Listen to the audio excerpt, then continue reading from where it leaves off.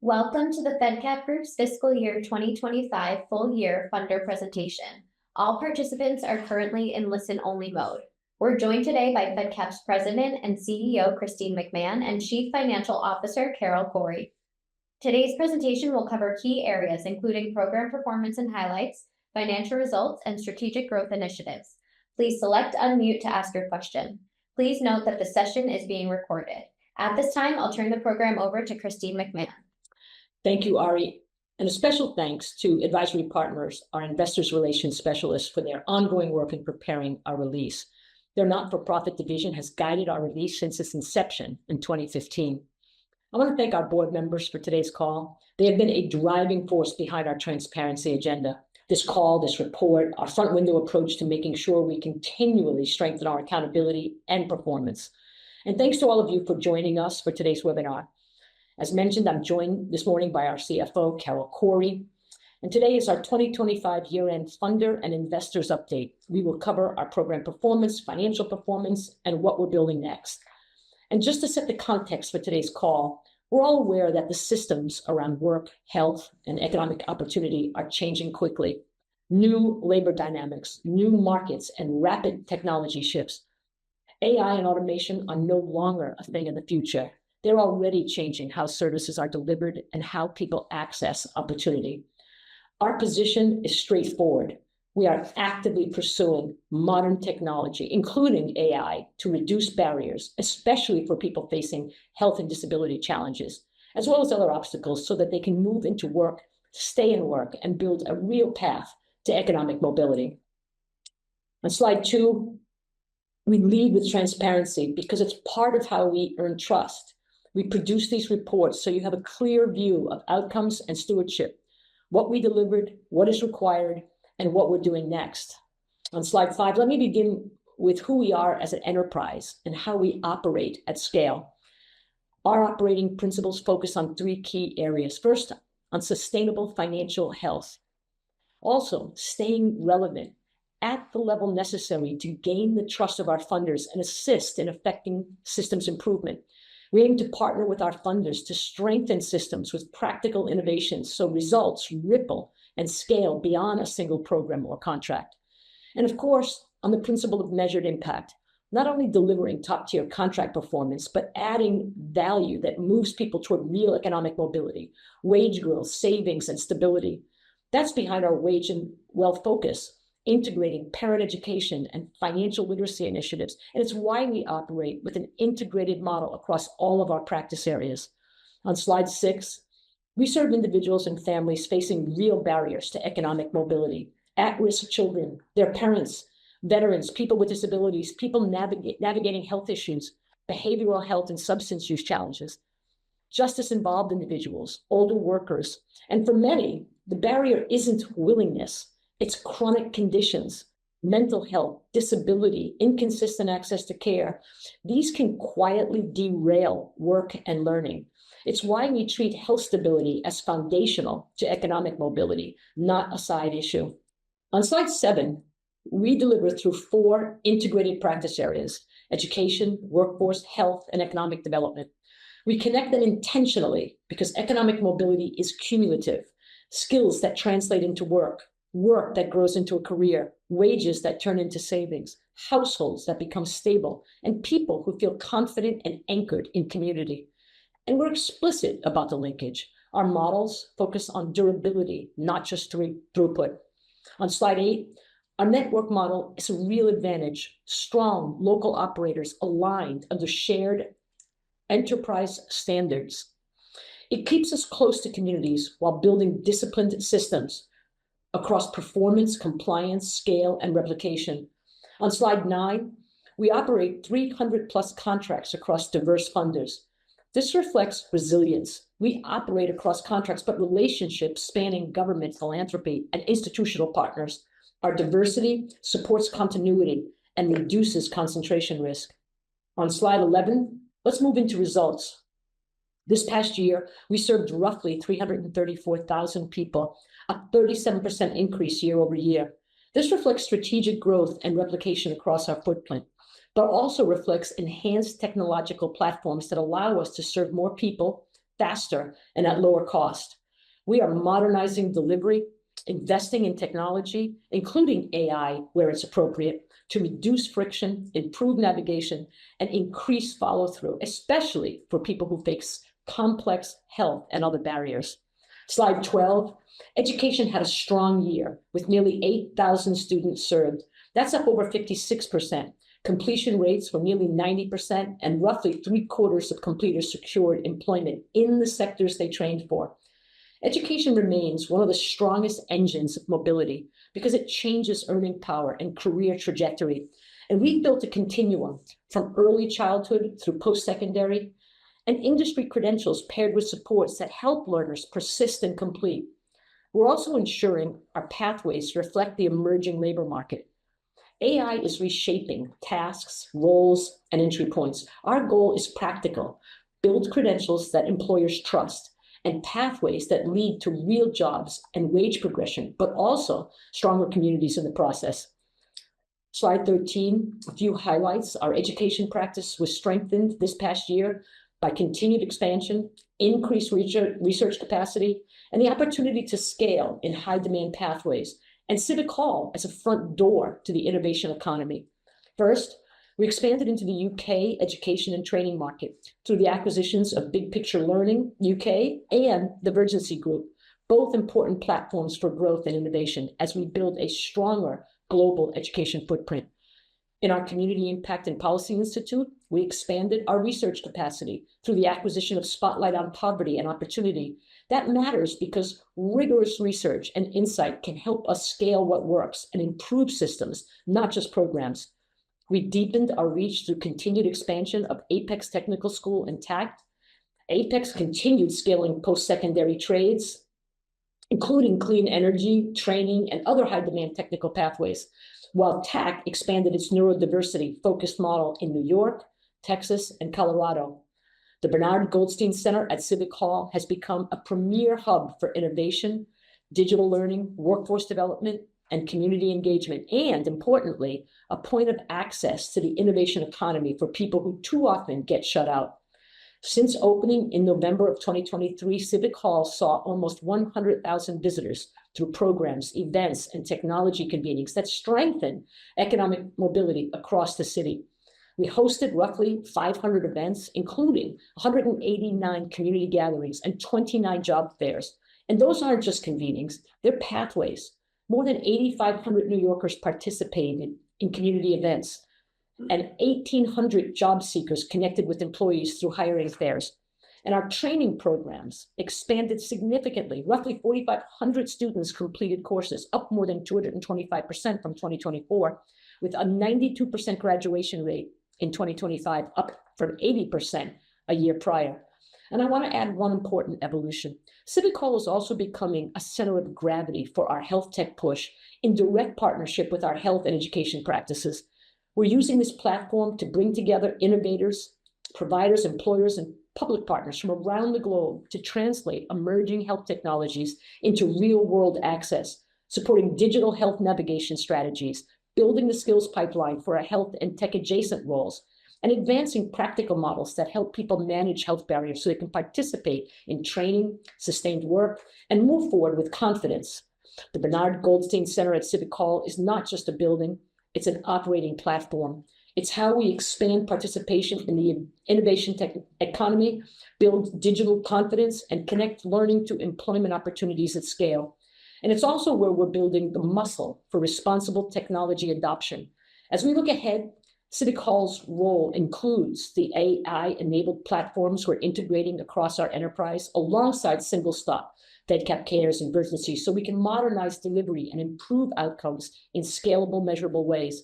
This is a framework we intend to scale across the US, Canada, the UK, and Australia. Moving to workforce results on slide 14, we placed well over 31,000 individuals into jobs, up 9.7% year over year. Retention remains a key indicator for us because placement is not the objective. Durable employment is. We are particularly proud of our 77% retention rate at 180 days. We are leaning into health innovations to address barriers to retention. Job loss can be health disruptions, untreated conditions, mental health instability, missed care, medication gaps. Our approach increasingly pairs employment with stabilizing health supports, such as our Clubhouse model, which the UK team embedded inside a workforce contract with extraordinary results. In the end, we believe a job does more than provide a paycheck. It builds financial security, purpose, and upward mobility. National data shows that individuals who move from public assistance to stable employment are 5 times more likely to escape poverty, and individuals who complete workforce training programs are twice as likely to remain employed and often see income gains up to 40% within 18 to 24 months. Employment offers compounding results, access to employer-sponsored benefits, retirement savings, increased credit access, as well as long-term wage growth. Our work not only links people to jobs, they build careers that reduce reliance on safety nets and create lasting economic mobility. On slide 15, some highlights. The UK remains a high priority where we are focused on assisting our participants to get and retain work, especially with large numbers of people out of work due to long-term sickness and disability. This year, we will achieve our 50,000th employment outcome. To achieve this, we benefited from amazing government partners, a dedicated and skilled staff, and a range of high-quality community partners.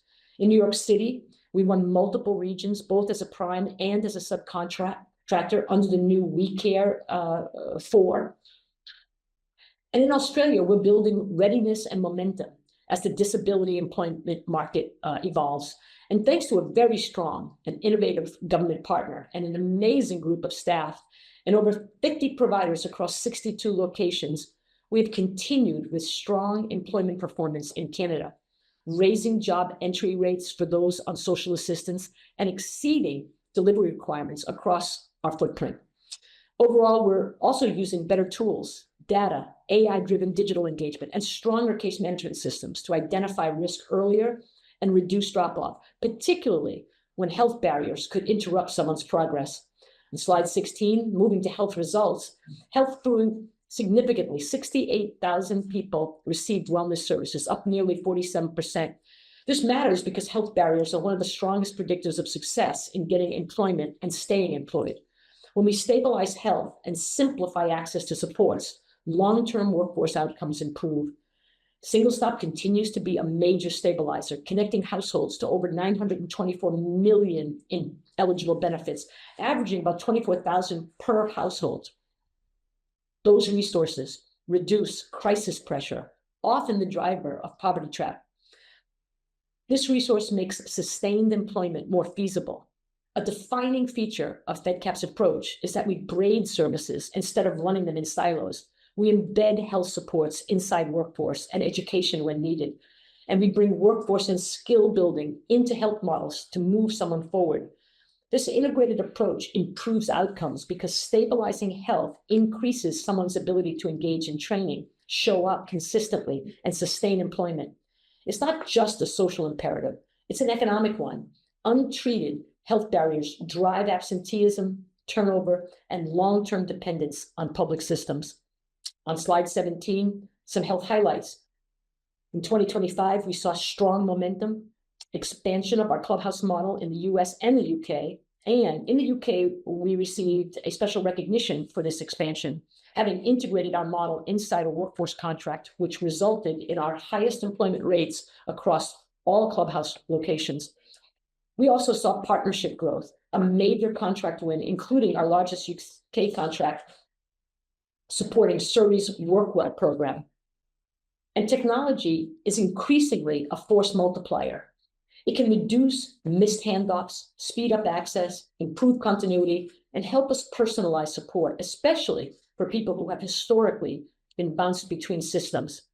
The aim is straightforward: help people get stable enough to step into work and supported enough to stay on an economic mobility path. Slide 18, economic development is the mission plus enterprise. Through our social enterprises, we directly employed more than 1,000 individuals, most facing significant barriers. We measure our success through long-term stability. Retirement assets for direct service workers grew from 8 million in 2010 to over 178 million in 2025. a tangible indicator of durability, wages translating into savings and long-term security. Slide 19, some highlights. This year, we expanded into emerging disability inclusive marketplaces and broadened global impact through initiatives like Runway of Dreams and Elite Supported Employment in Wales. We also achieved a major operational milestone with a New York City Department of Finance print and mail contract, offering expanded high-tech jobs and increased opportunity for people with disabilities. At this point, I'd like to hand it over to Carol Corey, our CFO, who will walk through our 2025 financial performance, revenue, margin, balance sheet position, and what it means for readiness and growth in the future. Thank you, Chris, and thanks everyone for joining the call. Turning to slide 21, I am happy to report on Fedcap Group's financial performance for the fiscal year ending September 30th, 2025. We have exceeded our early projections despite the current political climate. Our gross revenue for the period was $404.5 million, 6.8% greater than the same period in 2024, our best year-over-year growth performance since 2022. This also represents a 48% increase in revenues since 2020 and is in line with a 5-year compound annual growth rate of 8.2% and 12% since 2010. Our long history of growth is a testament to our effective market strategy that includes key acquisitions and a conscious effort to remain diversified across our lines of business, geographies, and funding sources. On slide 22 is Fedcap's balance sheet. Our balance sheet remains strong with an increase in liquidity and stable balance sheet ratios. This will be instrumental as a source of short-term and long-term capital to fund Fedcap's growth strategy. Total assets stood at $402.5 million. Growth in current assets from $127.2 million to $133.2 million was the result of a higher cash balance, short-term investments, and an increase in prepaid expenses. Current ratio improved from 1.59 to 2.09, driven by a reduction in accounts payable, as well as a higher cash balance and prepaid expenses. Similarly, our cash ratio improved from 0.56 to 0.77. Working capital increased considerably from $47.1 million in 2024 to $69.4 million in 2025, again, driven by a reduction in our current liabilities against a stronger overall cash position.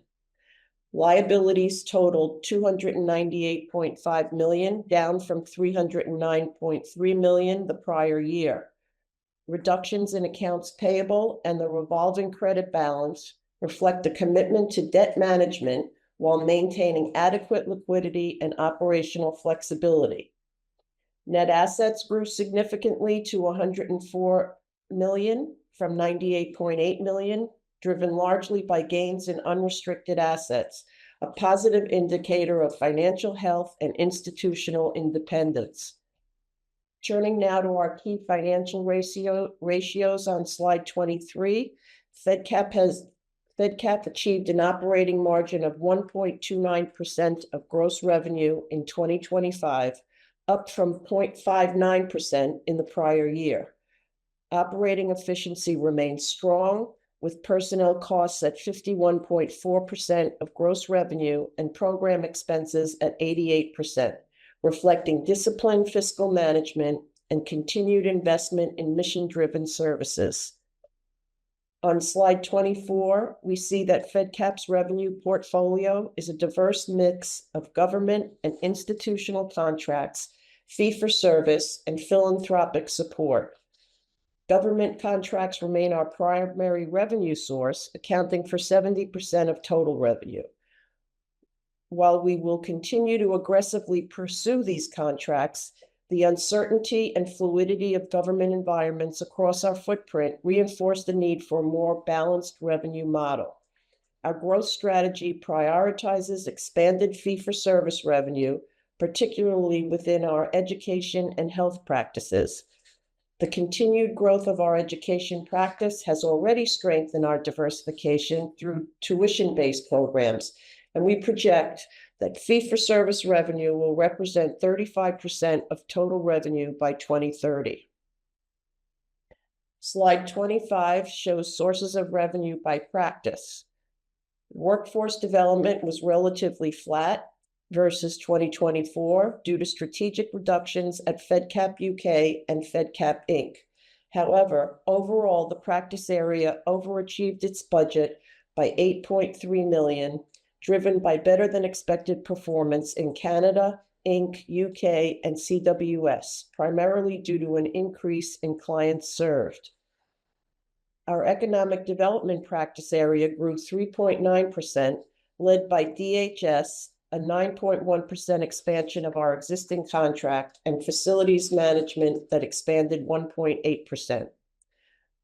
When excluding a large gift awarded to Civic Hall in 2024, our education practice saw growth of 11.5%, driven by the Fedcap School, which grew 62% on higher enrollment. Apex Technical School grew 8.1%, and the Greenleaf School in Texas grew 37%. Civic Hall, our recently launched venue in New York City, more than doubled its activity as compared to the prior year. Our health practice area continues to build, develop, and refine our offering in this space. In addition, we are making significant investment in technology to deliver more timely service to our clients. Notable successes include our Seacoast Pathways and Safe Harbor Recovery programs in New Hampshire, as well as our Victim Services and Child Advocacy program in Easter Seals, Mississippi. Slide 26, our business pipeline. Fedcap's robust pipeline and diversified contract portfolio serve as a critical buffer against market fluctuations. Since Q3 of 2025, we have increased our active pipeline by 36.5%, significantly exceeding our 20% growth target. We now have $3.25 billion in total prospects, positioning the organization for sustained expansion across all practice areas. Fedcap executed $245 million in annual, new, or recompete business in 2025 in more than 686 contracts and fee-for-service transactions. In summary, in a year that saw an uncertain political and economic environment, Fedcap has continued to grow and expand our mission-related delivery of services, change lives, and improve the systems we work in. Back to you, Chris. Thanks, Carol. The reason we emphasize the financial discipline is simple. Durable economic mobility requires not only financially stable operators, but ones focused on ensuring that the results are sustainable and well beyond the life of a contract or a program. And if we're going to scale, invest in modern infrastructure, and innovate responsibly, including in technology, we need the balance sheet, controls, and operating rigor to do it. On slide 28, you can see that our growth model is intentionally balanced: organic growth, acquisition, and innovative new program development. And we're leaning forward because the environment rewards preparedness. Organizations that act early and responsibly shape outcomes. Organizations that wait get shaped by them. Our formula, a three-pronged approach: organically growing our existing services and expanding them to new geographies, acquiring existing mission-aligned organizations that can be leveraged and synergized within our organization, and launching new programs, products, and services that are in high demand in areas we operate. This is all achieved thanks to our government partners across the globe and excellence in program delivery by our talented staff, along with fiscal discipline and state-of-the-art systems and technology. Slide 29. In our 2026 strategic growth plan, we'll see continued expansion in the UK across education, workforce, health, and social enterprises. We'll continue building our readiness in Australia. And this year, we plan to execute education opportunities aligned with our Canadian government and community partners. In the US, we are targeting communities where we are anchored and have great innovative government partners, such as New Hampshire, Maine, New York, Mississippi, Colorado, and Texas, as just a few examples. Throughout our Community Impact and Policy Institute, we're tracking emerging workforce pathway opportunities such as meaningful work requirement initiatives. We're expanding short-term credentialing through our co-location model. The labor market is evolving, and mobility systems must evolve with it. We intend to help build what works at scale, high-quality pathways that translate into real employment and wage progression. A major 2026 priority is accelerating our health practice because health stability and work stability are inseparable. Our goal is explicit: people advancing not only into the workplace, but into an economic mobility path that can withstand life circumstances. Fedcap has built SaaS technology as a scale lever for more than a decade. This is not innovation for its own sake. It's modernizing infrastructure for success. We'll see continued focus on AI and digital tools that will shape the next era of work and services. Our focus is to ensure those tools will lower barriers for those in need. We are actively pursuing AI and other technologies to reduce complexity for the people we serve and to strengthen delivery systems and structure through platforms like SingleStop, Civic Hall's AI work, Fedcap's Cares, and Urgency. And this is especially important for people with health barriers. Done well, technology helps us wrap supports around the reality of people's lives. Navigation, reminders, virtual touch points, faster referrals, and stronger follow-up, so people stay connected to care and stay connected to work. That's how you move from crisis cycles to confidence, and from confidence to economic mobility. In short, we will see a continued international expansion in the UK, Australia, and Canada. We will pursue solutions and changes to policies such as work requirements and expansion to include credentialed programs, industry-aligned and co-located, enabling more low-income learners to access fast-track pathways into in-demand jobs, driving expansion of health practice area through strong leadership, targeted market entry, and continued growth of our core strengths, and integrating advanced SaaS tools to modernize operations, enhance customer experience, and drive scalable, data-informed outcomes. On slide 30, to wrap up, 2025 was marked by strong execution, more people served, strong outcomes, disciplined and strategic growth, and continued diversification.